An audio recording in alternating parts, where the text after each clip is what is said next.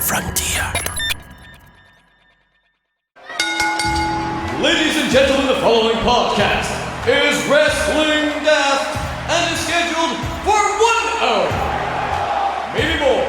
It has no real time limits, making their way into your ears. First, from a place called Barneston, he is the Pyramid.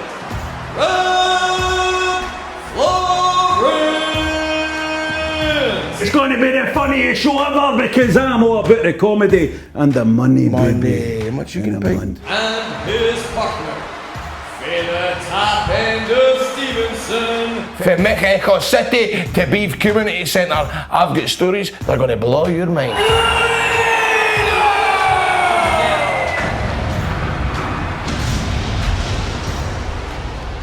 Hello and welcome to Wrestling Daft. It's great to be back after that wee best of show last week. Joining us on this show, as ever, is my man Grado, sitting opposite me, my wonderful co-host, my friend, my compatriot, my compadre, I'm trying to think of the Golden Girls. Which one would Grado be?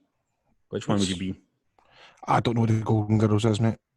He doesn't know what the Golden Girls is. He's young. I'm Is forgetting he's young. I'm the Golden Girls. Me. Aye. I'm the Golden Girls. What is... You would be...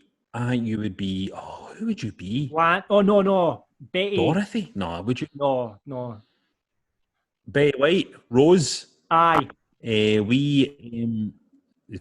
I know people are listening here, but if you can see Grado's face, he's got no clue what we're talking about. I don't think wrestling fans will ken Golden Girls either. Aye, they will, mate. Aye, they will. People call the Four Horsemen the Golden Girls of wrestling and all that. They hit out with that part. People call Ric Flair Big Dorothy and all that. They say that stuff. Is the Golden Girls go in today with the Golden Years? Somebody was talking about that the other day.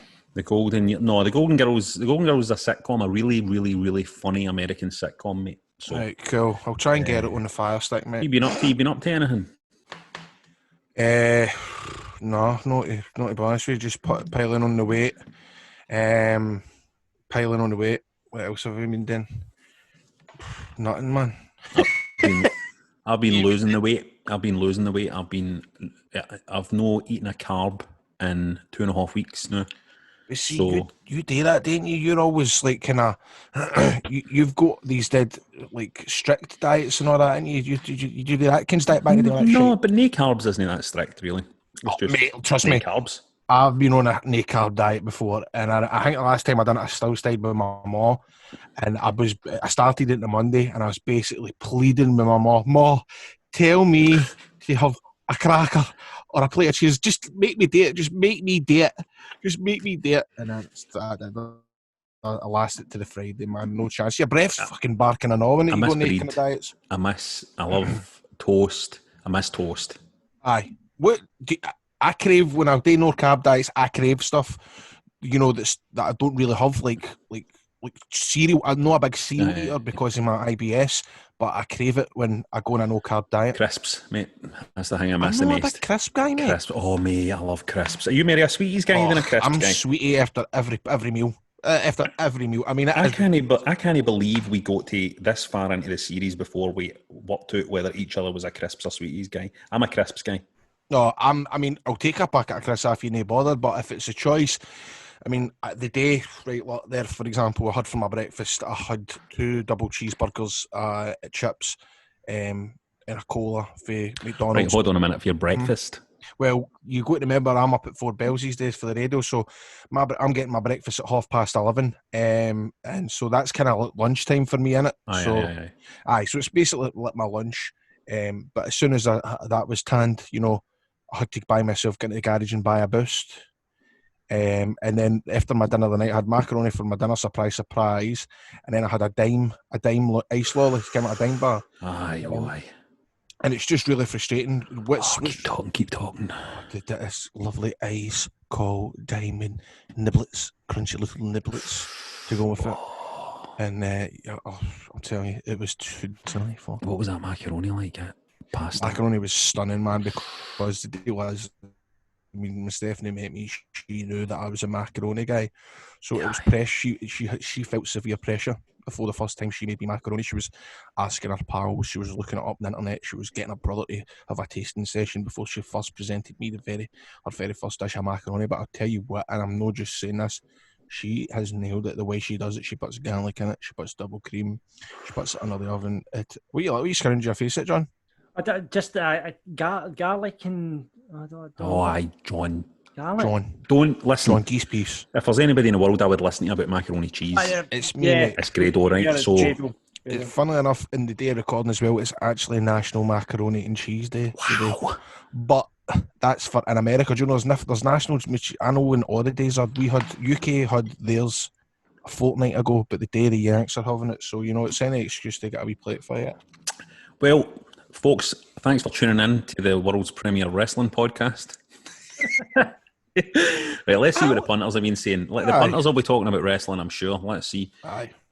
Okay, so in response to episode 35, which was about asking Rab and Grado anything, Andy said that he's got his Bury for next week's show. He wants to bury producer Matt. He wasn't bury John for cutting me off while his question was getting read out at the end of the show. John was butting in.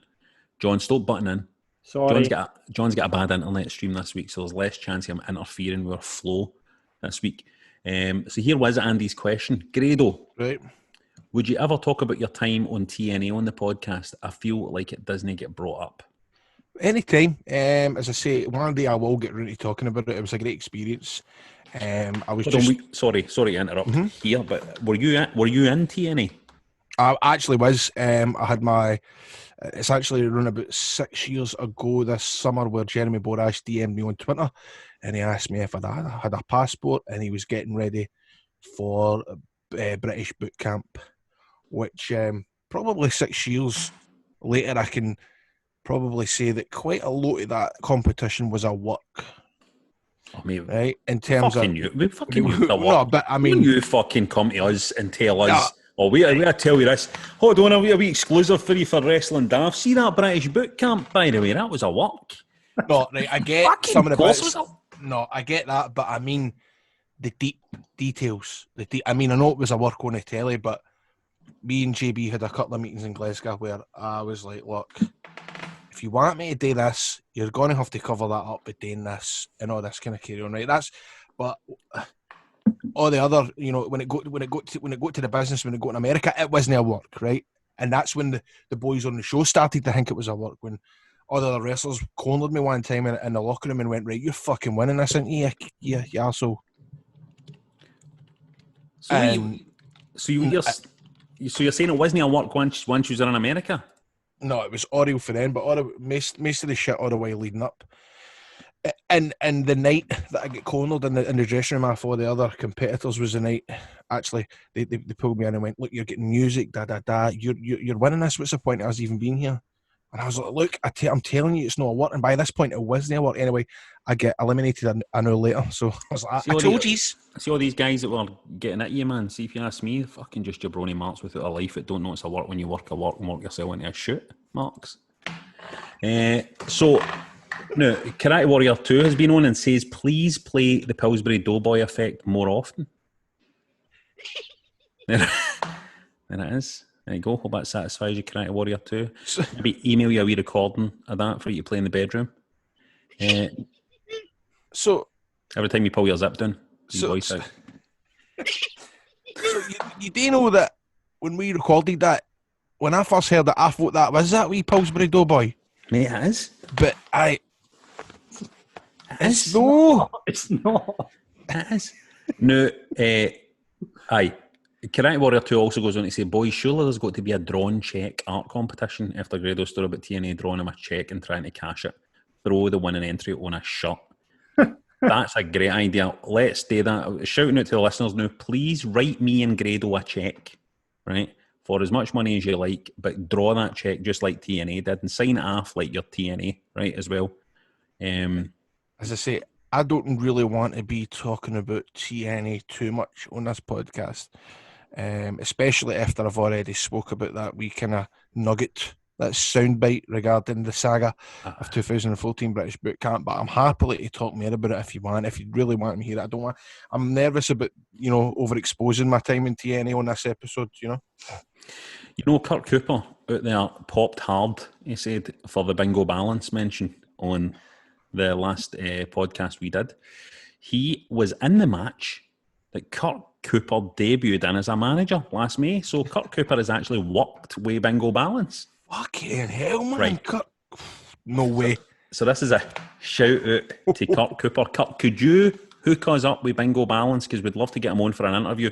Could you be our man on the front line there to try and make that happen? I know it's a bit of a push, but if you could do that, it'd be great. I cannot believe. Do you think that's true what he says? I think it might be true. He knows bingo balance. You listen, if you fucking pretend you're knowing bingo balance, you're taking your life in your hands, because we know that bingo balance, you know what bingo balance is like. You won't stand for that shite. Spray Paint Scott also says he's really looking forward to catching up on the bingo balance dark side of the ring.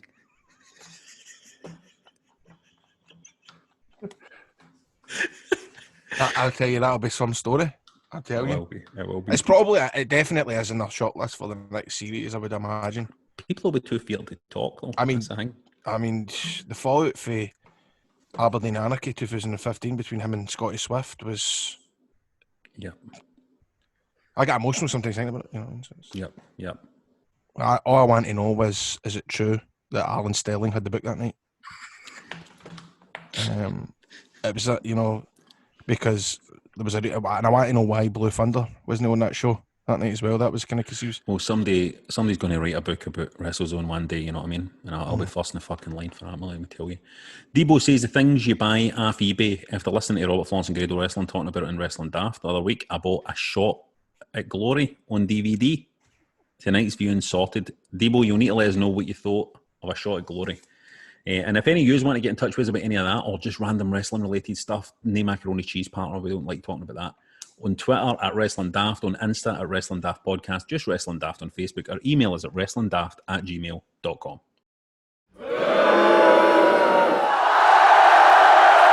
Right, now every week we like to separate the good for the bad in wrestling. The Andre the Giant's for the bingo balances. The bingo balances, sorry, I got that the wrong way around. You've got that mixed up, mate. The good for the bad.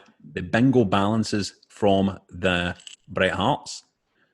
So what about you, Grado? Do you have anything to bury or put over? Here's what I want to put over, right? I'm going to come right in here. You go for it, mate. Last episode we were on put over Drew for that punch on Ziggler, right? But I think this week I just want to put over Drew in general for, I think he's been champion for 100 days now, over 100 days. He's been champ, right? And he is carrying that belt at the weirdest time that pro wrestling has ever had, right? The weirdest time that pro wrestling has ever had. And let me tell you something, that guy looks like the legit real deal. That guy is popular with the fans. He is thriving with a belt around his waist. He just looks the part. I've seen him doing a lot of kind of promo stuff and interview stuff, and he's coming along really well in them as well. He's like coming off really, really well. I want to put him over. I think it's been a really, really... He's almost like a veteran. He behaves like a total veteran. You know what I mean? Like, well, I mean, he has been doing it for... No, but you know what I mean, though? Longer than the people on the roster when you think about it, though. Well, of course, he has been in the game for a long, long time. But do you know what I mean? Like, he's carrying that belt and behaving like a proper... Like somebody that's been the champion about fucking 7-8 times before. Do you know what I mean? He doesn't have that, fresh champion, new face kind of vibe about him. He has that very solid, steady, dependable kind of vibe off him. So that's what I'm putting over. Drew, has always carried himself like a champion anyway. And he's always been, so prepared for everything, just on his mind constantly is wrestling, and I've never ever once seen him slow down. Never seen him slow down. You know that way. Like, you think about it, he came to the Indies, he worked his arse off. He was doing Friday night in New York, getting the flight right away, working on Sunday in Glasgow, gone back to work maybe somewhere through the week. He was just constantly on the go. And then he goes to NXT, which obviously I think they would take a slight dip in his schedule. But straight away after that, he wasn't there for long before he was back on the road. And then he got a rocket strapped to him, And then, you know, when that happens, it's like they've got to be on 24/7. They've got a lot more signings. They've got their schedule goes up even more. So I don't know how much free time that boy has had in the last couple of years. How he's no drained. It just shows you the kind of guy he is, how dedicated he is to it, mate. I think they're booking him really well at the minute as well. I think like they're quietly kind of booking him really well. He always seems really strong, and he always they've not done that thing with him where he's like the smiling kind of goofy baby face thing, mate. Which was my worry, man. Nah, he's not got that. He's got this kind of like he's this because he's a big giant dude. Know what I mean? He's this big giant baby face that will legitimately kick the fucking heads off these bad guys. Do you know what I mean? It's a very simple, very direct character, but it works. And by the way, I seen that jab after you told me about it. That was a fucking cracker. Yep, it was a cracker. Absolute scalp in the jaw. Rumours are though, there's rumours out this week saying that rumours out next week. This week, right? He might drop the title to Randy Orton at SummerSlam. Oh, who told you that, John? That is in the dirt sheets, Grado. There is no shame in dropping the title to Randy Orton because he is having. I mean, I feel like I say this quite regularly with Randy Orton, but he's having the run of his life at the minute. Randy Orton is honestly, I think Randy Orton is great. Like, cometh the hour, cometh the man. I kind of feel like sometimes when the WWE's painted itself into a bit of a corner, they can always turn to Randy Orton and he'll step things up a gear. Do you know what I mean? He's that guy. He's taking on that. I love the way he's just burying shit that's what's in my head when I see stuff. Mm-hmm. And Randy Orton speaks his mind and fucking, who do you think you are? Leg slap class and all this and all shit. This guy thinks he's a locker room leader. I love all that part of man. Aye, and he's fucking brilliant in the ring, man. He's like, I just love watching him. Big horns, by the way. Big horns. Big horns. Let's see what the punters are saying. Sandy wants to put over the legend killer. Randy Orton has been top notch all year. Love this angle. Good use of Big Show and Flair too to fill the time with Edge's recovery. Now, I love R-Truth. But Sandy wants to bury the fact he gets the title back too easily each time. Love seeing him chase it instead. That's 24/7 title. Oh, right. They're still using that? It's a waste of time. What do you think of that belt? The American belt, US belt? Oh, I like it. I actually like it as well because it was getting that way where these belts are fucking stinking. See, like the tag team belts I can't get into the tag team scene, or at least I can't buy into the tag titles meaning something because they just look like big 2p coins. The SmackDown ones look like 10 pence coins. In fact, if they changed the colour of them, I can't even remember, but they wanted to bring traditional belts back. And that to me looks like a traditional belt. It looks more traditional, doesn't it? It sure does. Ben wants to bury the Butcher, making a big thing of having the keys to FTR's truck and then leaving them tied to the ring post. How's he going to get him now? Worrying too much about logic there, Ben. Steve wants to put Taz in the way he's managing Brian Cage. I think AEW are doing a great job in using the legends like Jake the Snake to help out today's talent. True, AEW are doing a good job with the legends, kind of using them just as in support roles like that. He dusted off his old FTW title belt, see that? I was going to say that, yeah. Yeah, there you have it. What do you think of that, John? I don't know. What do you think of that, Grado? Well, do you know what? How long? I mean, I suppose it's cool. Isn't it? That's a nice title belt as well. A nice touch, isn't it? But I mean, was it really that over back there? Well, you remembered it, didn't you? I did, but it was. You remembered it. It's cool. All right, it's cool.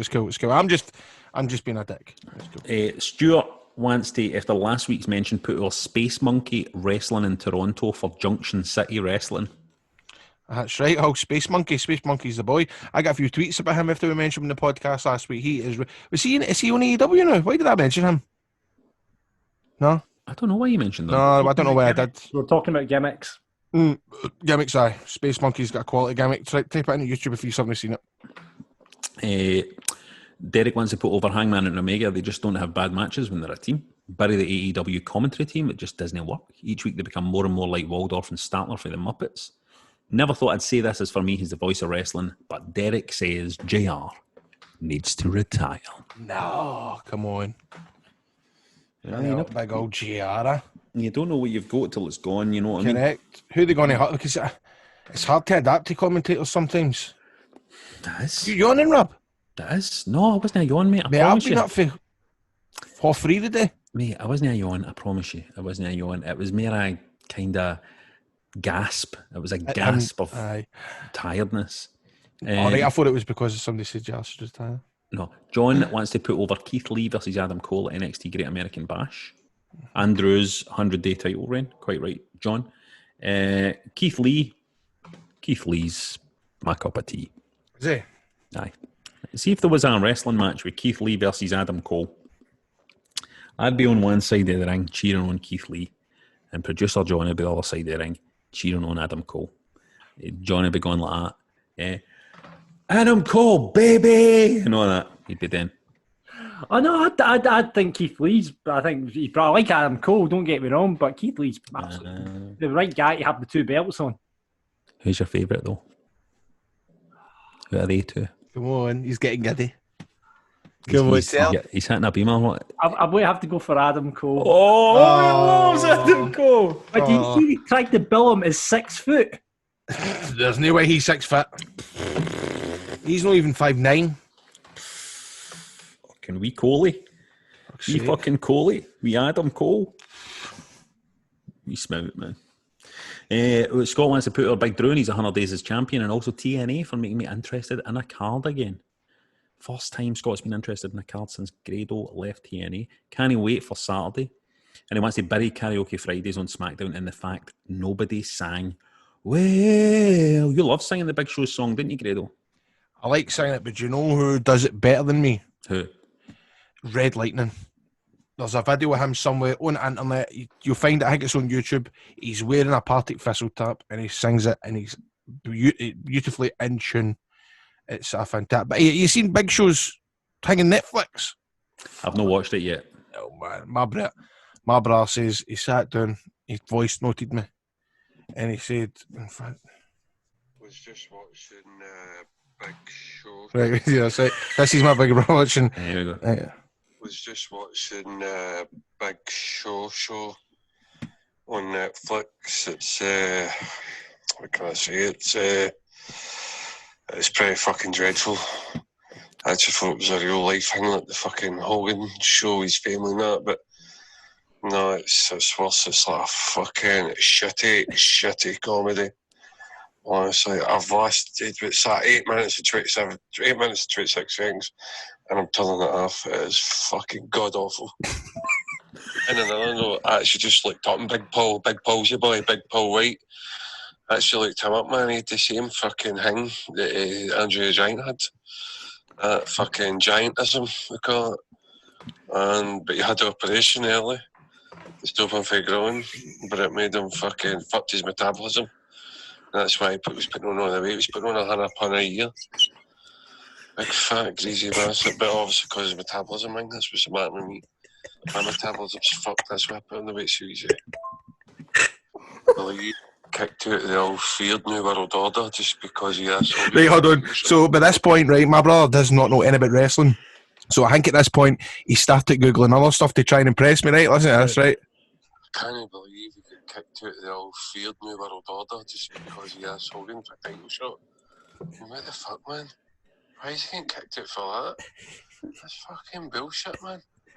Youngest ever cunt to win a title to 26-year-old. Fucking shite. I just loved it when he was in the Dungeon of Doom. Yummy Heart Boy. Fucking great. Dungeon of Doom. my brother, he's obviously trying to say stuff to impress me, do you know what I mean? Yep. Try to find some common ground with you. Dog shit. He's like playing himself. He's retired with this fictional family.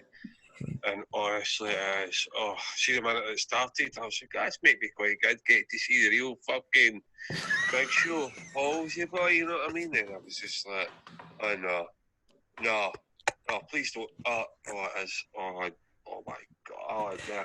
I gave it 5. Well, I gave it 8 minutes, and I was just like, oh my god, this is fucking dreadful, man. This is going to harm his career. He'll never get an acting gig after this. So, that was wow. my brother's review of the Big Show. Grado, can we just get your brother on every week to review something? I think that would be a great feature. There's something funny about somebody that doesn't know about wrestling talking about it. Do you know what I mean? There really is. It is, especially when he's done that there. to try and impress me with a Google, and it makes me chuckle. Folks, this is a new part of the show now. Very exciting. We're going to be trying new bits as these episodes roll out. We're giving the show a shake-up, so this is one of our first new bits, so there's a lot of pressure on the people involved.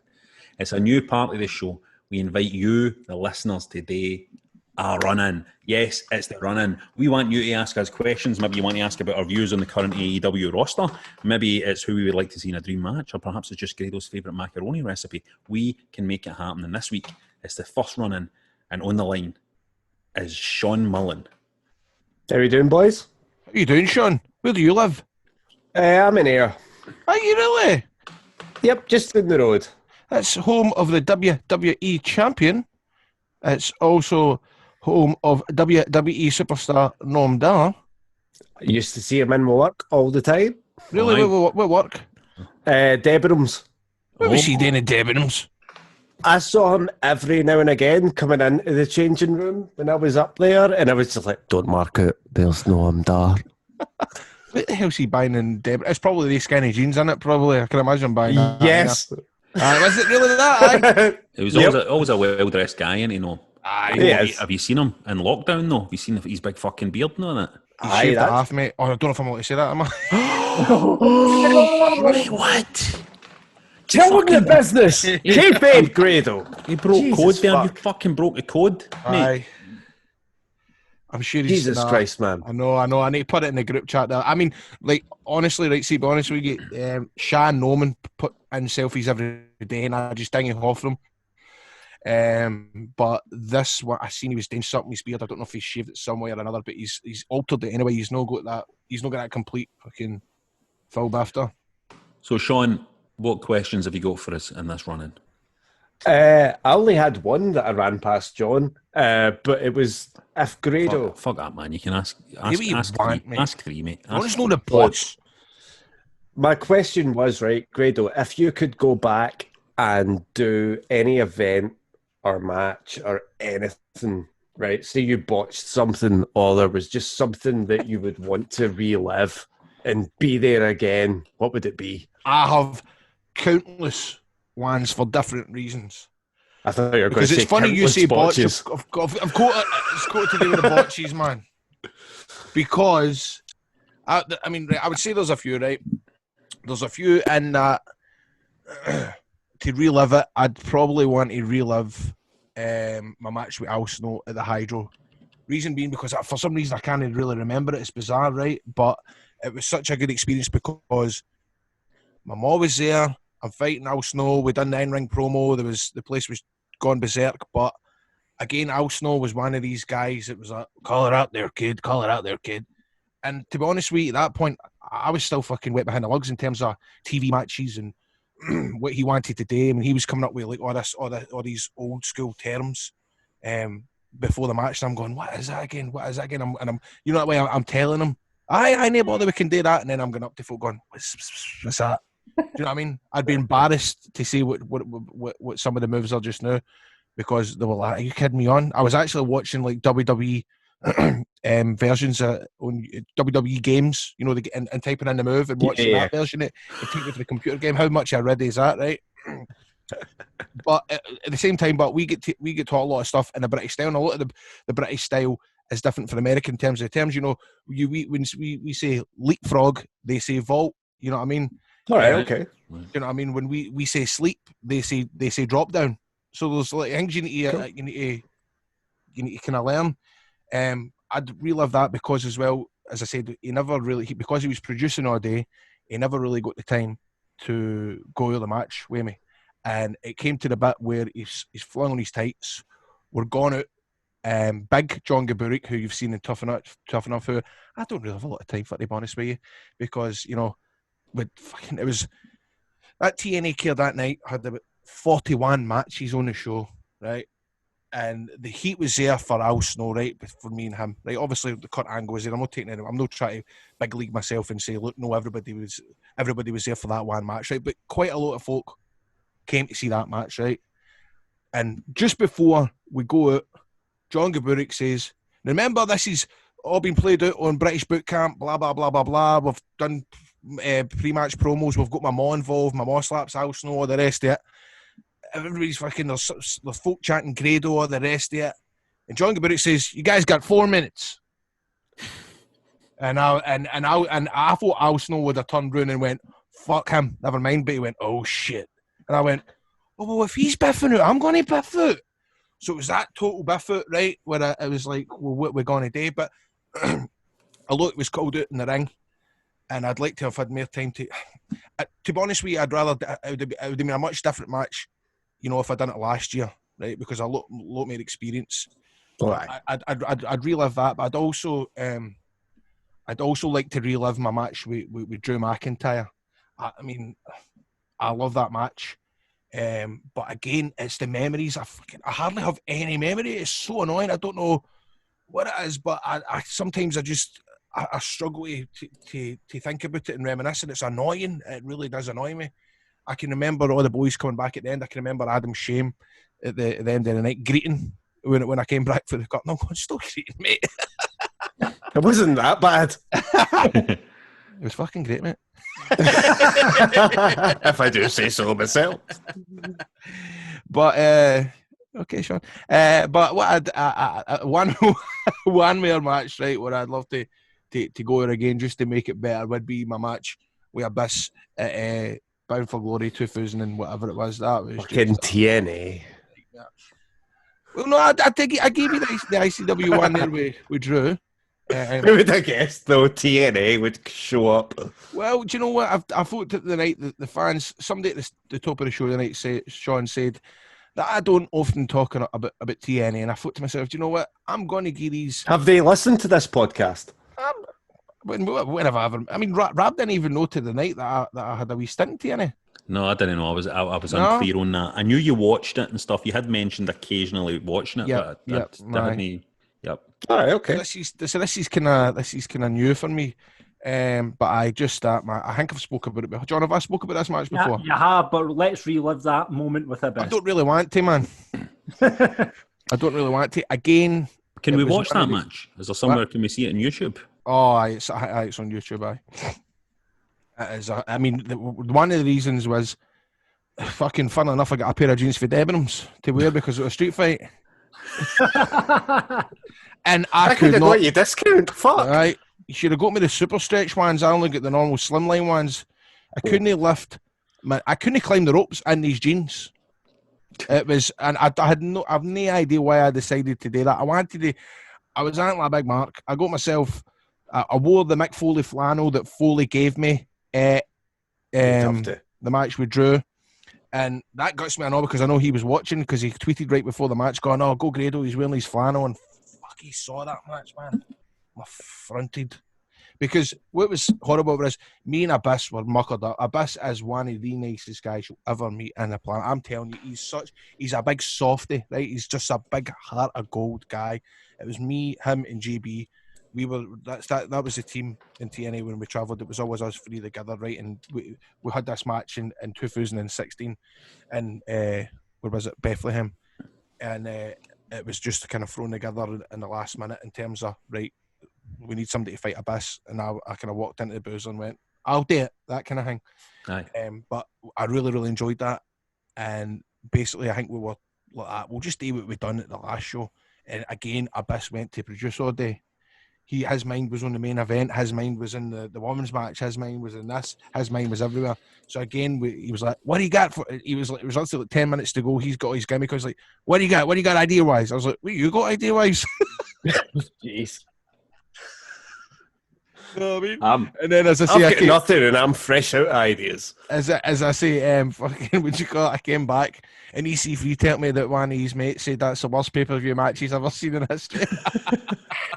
And like, there was a documentary team, right, that were following me about, and do you know that way? It was total gold for them, because I was pure throwing things in the flare and all that, but I wasn't doing it for attention, right? I was doing it for a shoot, right? I'm throwing things in the ground, going like that. I was embarrassing, man.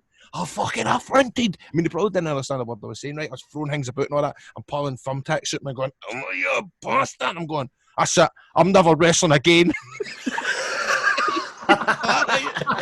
And I'm like, "Oh, for fuck's sake!" I'm going, "Oh no, this is going to be in a documentary. I'm going to be the next Dennis Stamp." But the saviour was, they were actually following about Jeff Jarrett, right? And I was kind of like always with Jeff that summer, so I was at the house starting our film and stuff, and I was kind of like, there's a wee side note in the Jeff Jarrett documentary. But Jeff Jarrett ended up falling out with TNA. He got sacked. He tried to sue one another. So thankfully, that footage will never see the light of day. I mean, probably somebody has got it, but I'm just that's I'm glad it went because it Is was this one when he of the was ones. when he was doing his Cash for Gold? That was a couple of years before that, but Jeff Jarrett is prone to a wee kind of, what do you call they things? The gold thingies. A scam. Pyramid scheme. Like a pyramid scheme. Jeff's an old carny. He's an old carny. Oh, aye. That's what you need though in the wrestling these days, though, isn't it? Well, Sean, this has been great, by the way, because you've managed to get a lot of info out of Grado here about. You've managed to really poke into some of his vulnerabilities. I'll poke. You have not seen the amount I can poke.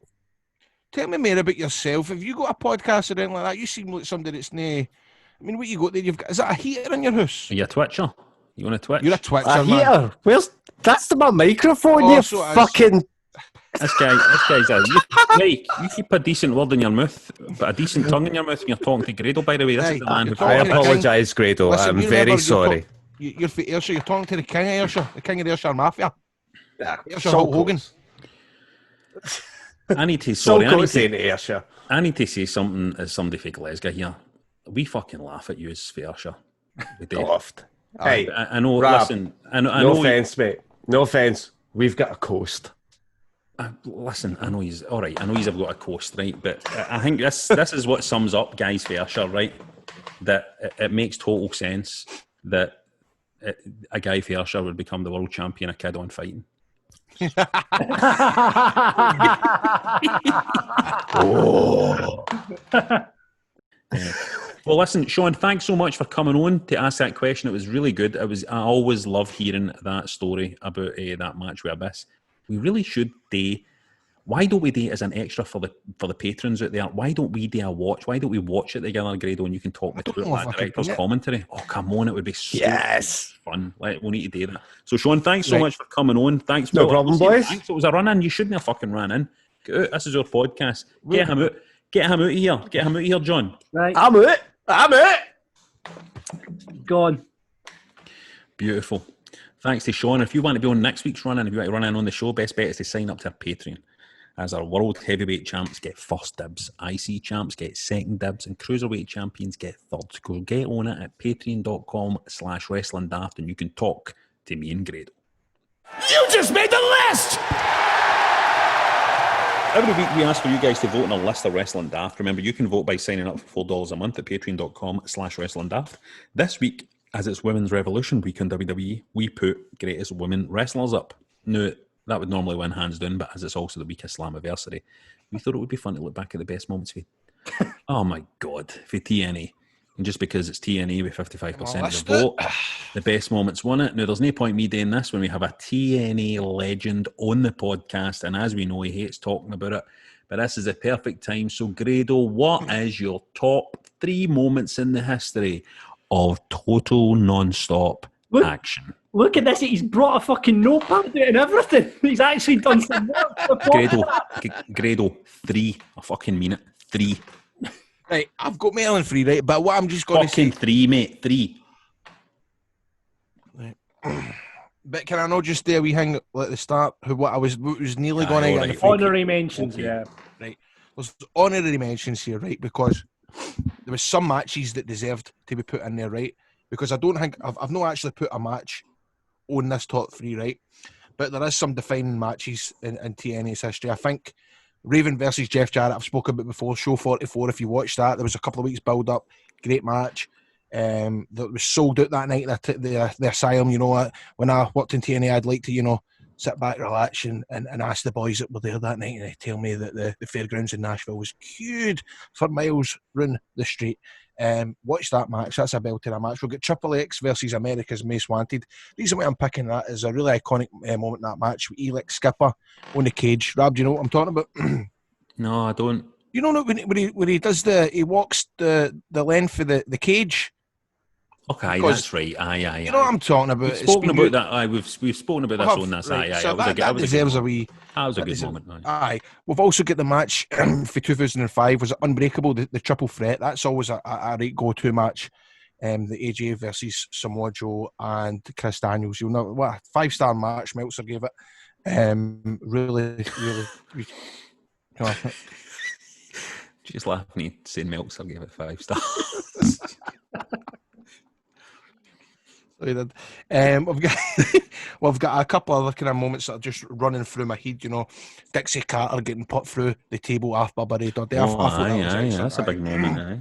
There's a guy who remained nameless that apparently the next day at TV tapings, somebody stood up at a TNA wrestler and went, I just want everybody here to give a standing ovation for Dixie Carter last night. She did not need to do that. Big hand for Dixie Carter, and it kind of got fucking mark. You know what I mean? Fucking making us do this. Suck up. Aye. That didn't go down too well with the boys in the back, the boys. So, number 3. The first ever TNA show, right? June 19th, 2002. Now, what I'm doing here is I'm picking moments that me as a wee guy and all that loved. I don't want to pick something that somebody else enjoyed. I want to pick the moments that I enjoyed, right? Aye. So the first ever TNA show, it happened on Wednesday, 19th of June 2002. I was writing at my tape trading. I must have got that on the Saturday morning or something like that. In fact, no, that's exaggerated. It was probably the Monday morning, right? But I was definitely the first guy to watch that show in Scotland. If there's anybody else that's seen it before me, I beg you, come on here and argue with me, because I was the first ever guy to see it. And at that moment, you know, WCW had been dead for a year. There had been nothing else. There had been no ECW. And that show opens up. There's production values. There's Mike Tenay commentating. It does look like a kind of WCW Thunder kind of deal about it. But as a wee guy, man, 14-year-old, I'm loving it, man. There's the first ever TNA match is an absolute belter. First ever match, AJ Styles, Low Key, and Jerry Lynn, they face the Flying Elvises. 6-man tag match, and I just thought to myself, oh, we're on to something special here. Shortly after that, we get Scott Hall, who had just been released a couple of months prior. He shows up, he comes through out into the crowd with this amazing theme music.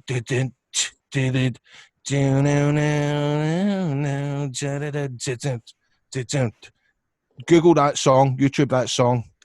By the way, speaking of Dale Oliver, he was on the Jeff Hardy documentary the other day. Dixie Carter, Dale Oliver, the TNA composer, which I thought was quite weird. I wonder if anybody else picked that up. If you did, tweet the show, because I noticed it and I videoed it, because I actually recognised the house first, because I went in there to record a song. I went to record my music for the Like a Prayer rip-off. So I was in there singing songs. Anyway, so that first TNA show, you've got Ken Shamrock in the big battle royal. You've got The Wall was in it. It was just exciting. It was just a really good start, a really good birth. It was a good birth. Right. So, number 2.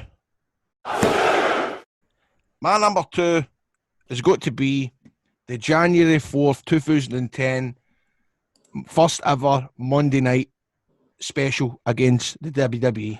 Oh, that was an exciting time. The first night, Hogan shows up, Bret Hart turns up on the other channel, but I had Raw on my Sky and I had TNA on a live feed, and I can tell you, I don't think I was that excited for a wrestling show since One Night Stand 2005.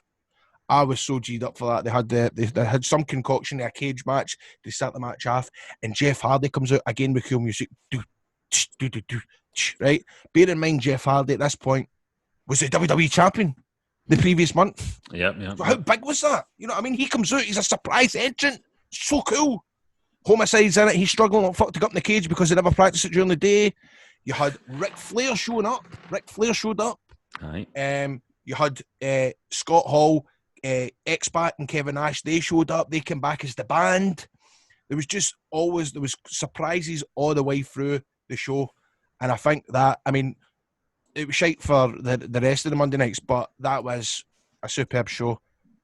And hats off to the TNA management that night.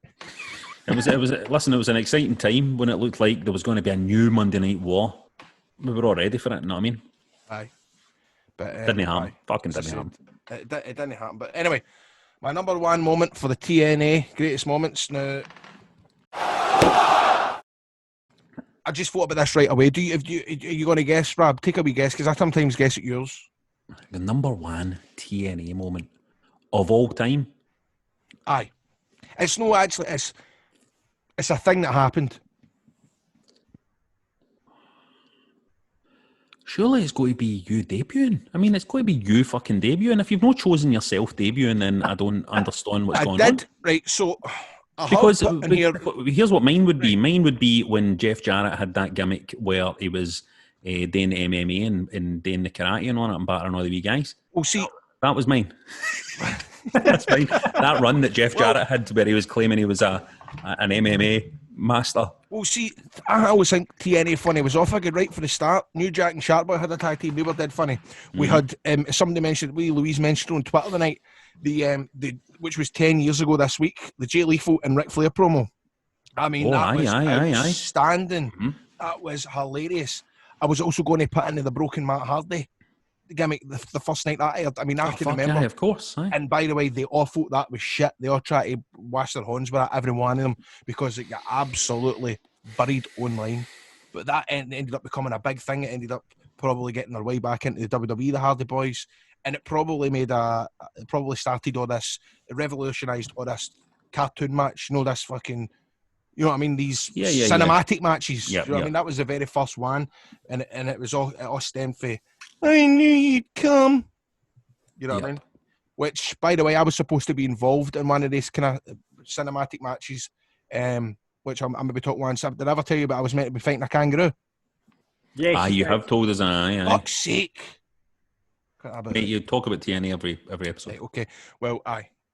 But what I mean by the cinema, I don't just mean cinematic matches, but well, I suppose I do, because did I tell you about the time where I was meant to be in the match with JB and Scott Steiner versus Josh Matthews and was it Eli Drake? Who was it? Grado. Oh, no. Tell me straight. Hold on. Grado. What? What's your number one? What's your fucking number one? The Kurt Angle debut. Oh, right, okay. That for me kind of solidified. So was it solidified? Solicited. Aye. I just remember being at my work, working for North Ayrshire Council / Young Scott. North Ayrshire Council is fucking dealing hash. That explains everything, man. I'm North Ayrshire Council / Young Scott. I remember sitting. I used to Skype all day for 95.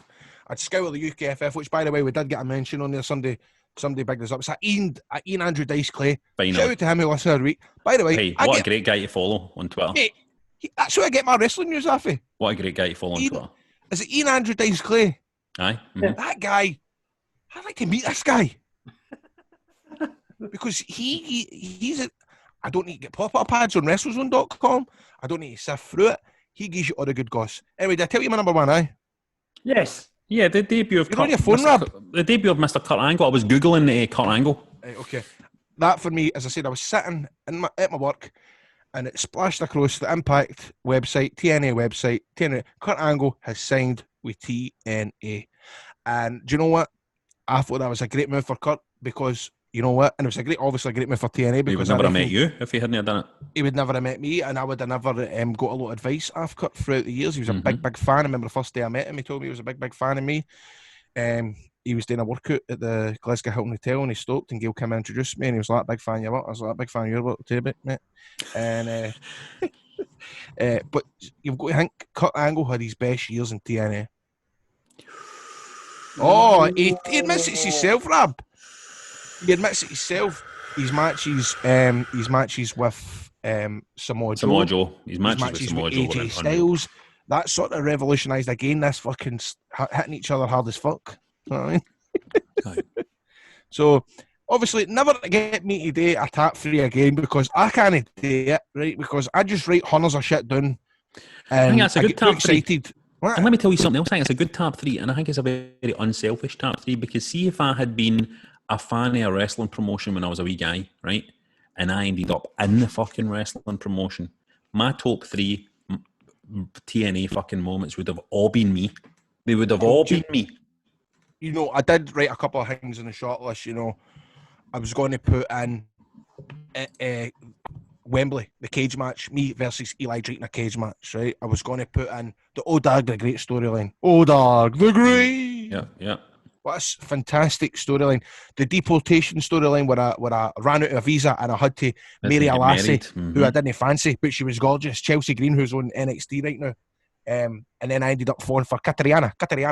I ended up teaming up with Joe Hendry. There's so many amazing Joe Hendry, Grado moments, no Joe Hendry moments, Grado moments, which I'd like to compile one time myself, because I actually think there's a lot of shit that folk didn't see because they went, TNA is a lot of shit.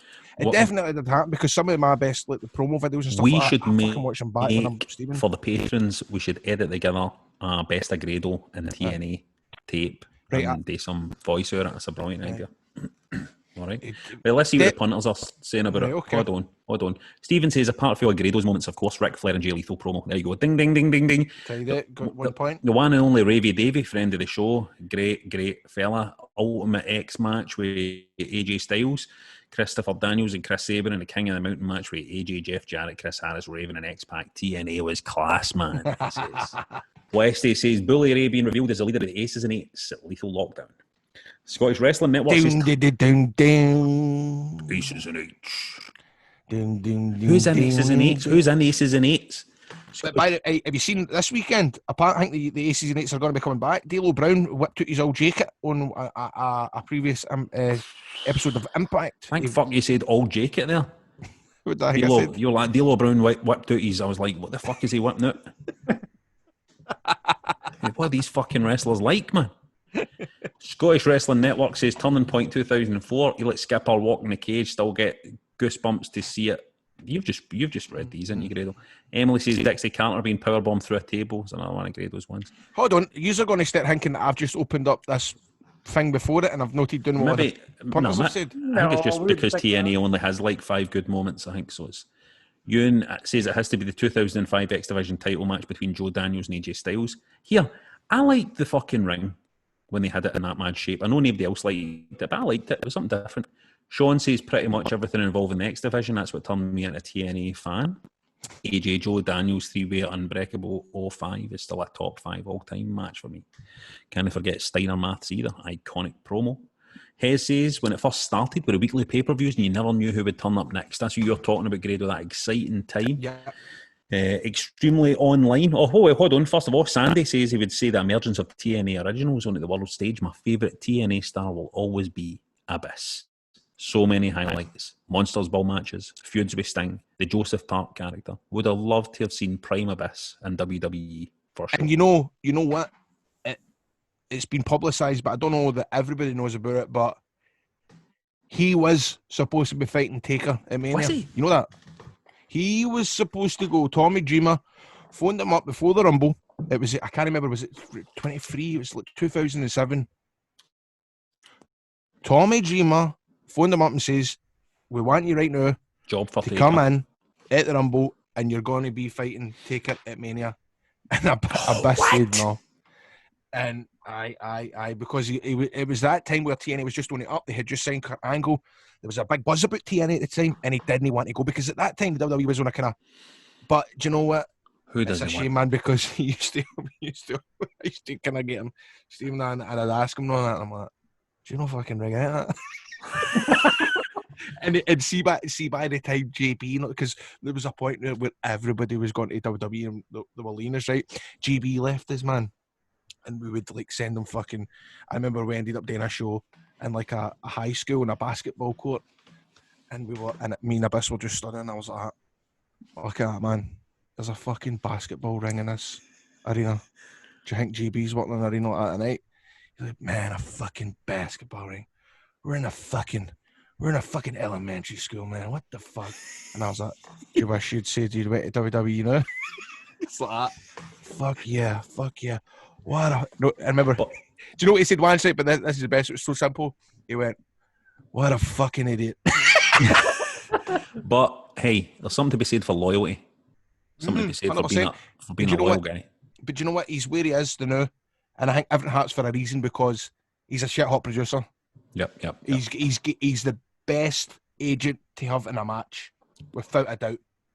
He might have done that match with Undertaker, accidentally picked up a chair and flung it right into Taker's eye, took Taker's eye out accidentally during the match, would never have worked in WWE again. So, do you know what? That could see, honestly, that could have happened. I know everybody used to always say, because I was saying he's a big gentle giant. Folk were in his ear going, "You're going to get chewed up." Wanting for the McMahons, you're going to get chewed up, and I think that kind of put him off because he is such a lovely, nice guy. I'd do well working for the McMahons, man. I'd just slam them all about the place. Let's see. Chris says it's got to be Kurt Angle's debut with Samoa Joe. Amazing pop, such a big moment. That was the equivalent of Reigns or Cena showing up in AEW. It was massive. And that series of matches with Joe and Angle were amazing. And Ben says when Hulk Hogan and Sting did an advert for Blockbusters, the game show, not the video shop, presented by Simon Mayo. Do you want to hear this? I do want to hear this advert, please. Can I have a B, please, Simon? L, please. O, C, K, B, U, F, T, E, R, S, please. All new Blockbusters with Simon Mayo starts May on Challenge. That was a Please, Simon. What? That's funny. I remember having to go. I had to go to the Challenge studios quite a lot. You'd never think Challenge would have like an office, wouldn't you know? No. But they do. They've Just got a a mad porta cabin. office. Just a wee porta cabin. No, it's part of the Sky office. I remember I used to go down and film stuff for TNA in the Challenge studio, and I'd like bump into fucking Ross Kemp, Gary Neville, Jamie Carragher, all that. Or the arseholes. I'm only joking. Andy says TNA's best moment is Grado's hand-drawn cheque.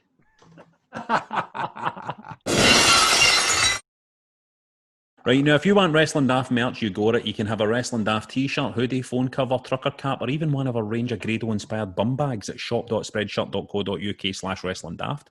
On there, you'll find designs such as Alexa, who is Graham Stevely?